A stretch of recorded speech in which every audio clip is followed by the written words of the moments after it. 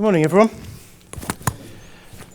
Right, the reason I chose this subject is because there's been a couple of accidents in the industry, and they come with these accessible goods only lifts.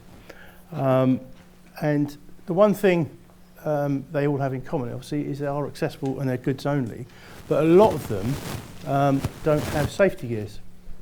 So I'm going to, following a fairly recent accident, and also the fact that you can still buy them without safety gears, I'm going to take you through how my interpretation of the law and the standards, and we'll see where we get to at the end and whether people agree with me or not. So there we go. This is a classic sign where you see people forbidden to enter the lift car. They're normally reduced height cars, and you find them in environments like beer cellars, where they'll load the barrels at one end and then take them out and put them in the cooler at another end. The issue with that, of course, is even though you're not riding in the lift, you do have to get in it to get the stuff out, generally. Or you can use a pallet truck or whatever. So in December of 2018, Lear issued this technical warning notice, which is available from their website, and they updated it following consultation in February 2019. Very few changes between the two, but the February 2019 one is the one of interest. But it sets out here very clearly. We're aware of a number of incidents on accessible goods only lifts with lift cars carriers not fitted with safety gears. Safety gears are almost universally fitted to lift cars carriers which are suspended by ropes, chains, flat belts, etc. to prevent freefall and uncontrolled movement when tripped by suitable action means, obviously a governor or whatever. AGOLTS not fitted with protection against freefall and uncontrolled movement pose obvious risks to the safety of those who might enter the carrier, and I'll go into the risks later on. But this very apt Venn diagram, which Lutfi will recognise, because it was from his paper on escalators, fits perfectly into this scenario. So, accidents caused by design. The lack of a safety gear is clearly a design issue. Passenger behaviour, people getting into the carrier, and some people have actually been known to get in the carriers and been on a call and send arrangement and get out the other end. I've even known someone actually to travel in a dumbwaiter before now. But, and then accidents caused by maintenance, inspection and operation. Of course, the initial lack of a safety gear isn't an immediate safety issue. Something else has to go wrong. The chains have to break, or the brake fails, or whatever. But I sent this the other day. I thought I'd include this just in case anyone's struggling with Venn diagrams. Very easy to sort it out there. Just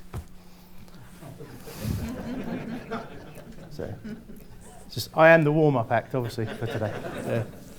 So. The law and lifting appliances. So Lola is the one we all know and love. In the UK, for anyone who's not familiar with it, Lola is the Regulation 9, and the requirement for thorough examinations is the equivalent to an MOT on a car. I know Hong Kong have similar arrangements for inspection and such like. So what Lola says, the 98 Lola version says, every employer shall ensure that lifting equipment for lifting persons has suitable devices to prevent the risk of a carrier falling.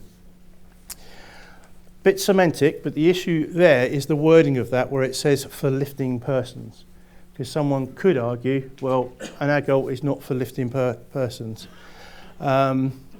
So it's semantic, and I think it's one of the weaknesses in Lola, because at the end of the day, it doesn't matter whether it's for lifting persons or not. If it's got the potential to hurt someone, which is the essence of the law, what we're trying to do is prevent accidents, then that is the main clause. The supply of machinery safety regs. So following the introduction of the supply of machinery safety regs, that was back in '92, that implemented the machinery directive into our law in the UK. And And those regulations set out a clause which required machinery such as lifts to be designed and constructed so that loads could not creep dangerously, fall freely, or fall unexpectedly. I mean, that's beautifully worded and covers it all in one encompassing statement. Then in December 2009, the regulations, the 2008 regulations replaced the 92 ones. And the clause that came in there, that where persons have access to the carrier, the machinery must be designed and constructed in such a way as to ensure that the carrier remains stationary during access, in particular whilst being loaded and unloaded. To me, that's very clear. You need a device to prevent the carrier dropping. So following on from that, it also talks about reasonable foreseeable misuse. And people riding in a carrier is foreseeable, and the carriers are often of a size where you can do that, and horseplay does take place. So the clause then changed to where persons have access to the carrier, the machinery must be designed and constructed in such a way to ensure the carrier remains stationary during access, again in particular during loading and unloading. So it's only changed slightly, but it says the same thing. So as far as I'm concerned, the law means you need means of prevention of uncontrolled movement. During the process of maintaining an AGOL, the maintenance operative will be protected by the provision and use of work equipment regulations, as will someone loading or unloading that carrier, because generally it's in a work environment, so pure will apply. And there is case law about lifts and pure. Precious Reed versus PRP Architects back in 2006, where a judge said a lift is a piece of work equipment in a work environment. And that was a lady who was hit by a set of doors. She was going into her office in the morning, the safety edge wasn't working, she got hit by the doors and it actually broke her arm.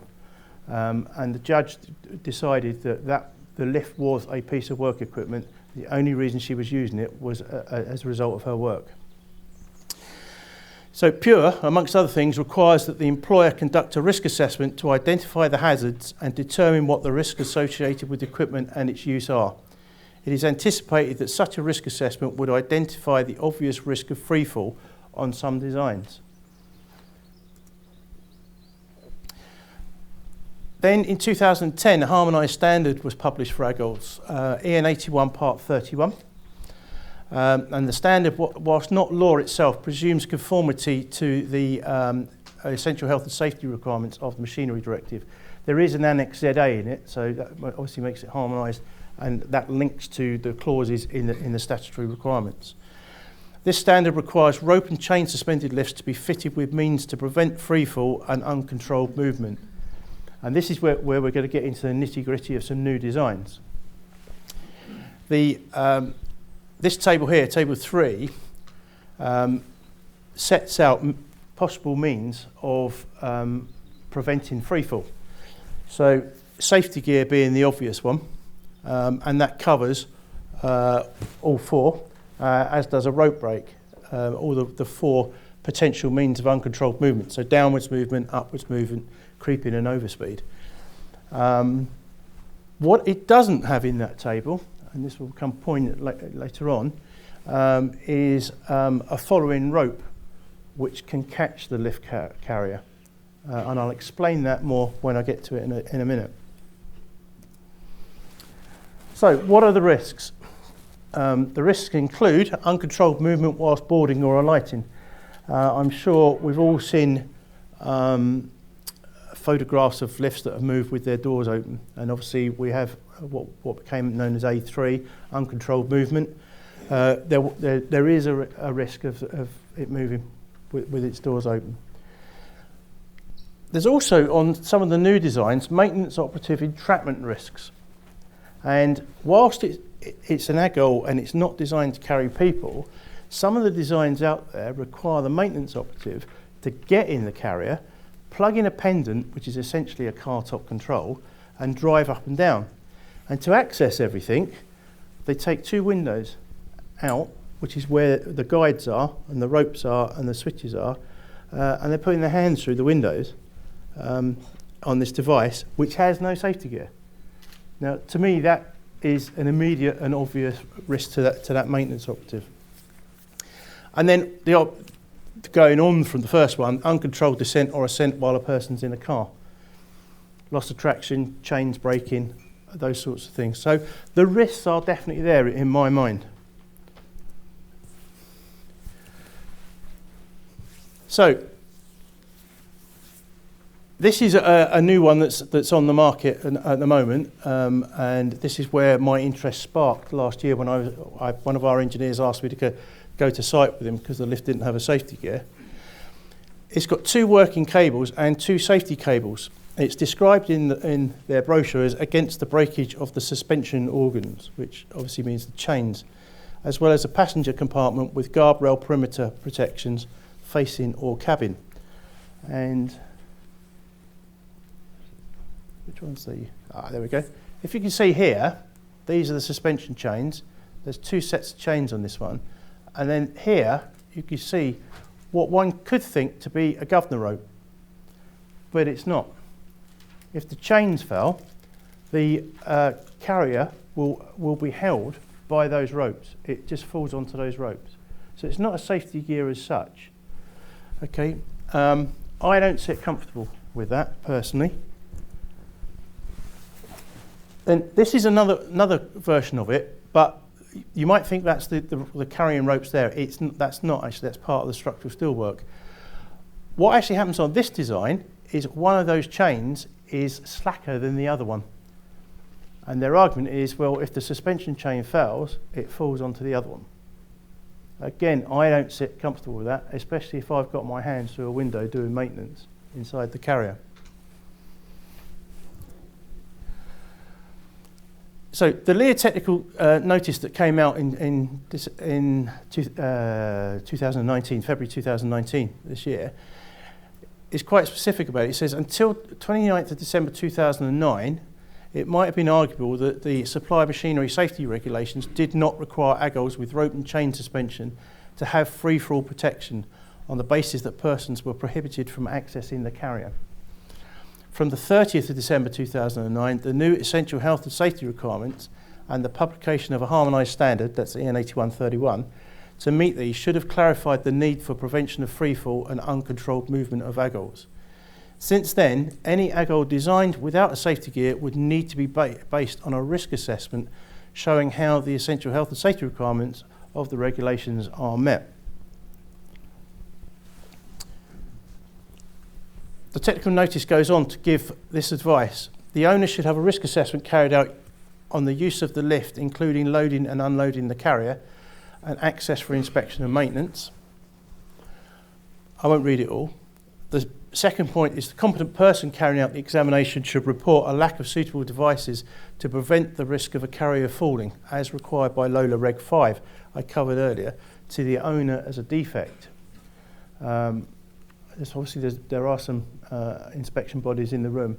I'd like to know what people's view is on that, because if you issue a time qualified defect, that's going to have to go to the enforcing authority. The maintenance contractor should report where they consider that they cannot carry out work safely to the lift owner. If I'm honest, I think it needs to go a little bit further than that, and needs to say, actually, I'd walk away from it as a maintenance contract, personally, because I think it's too risky.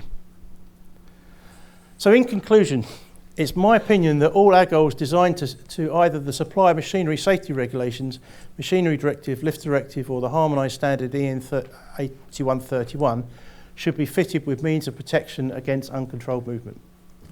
That's a simple opinion of mine. It's also my opinion that LOLA requires that protection against freefall be fitted to any lifting installation be fitted.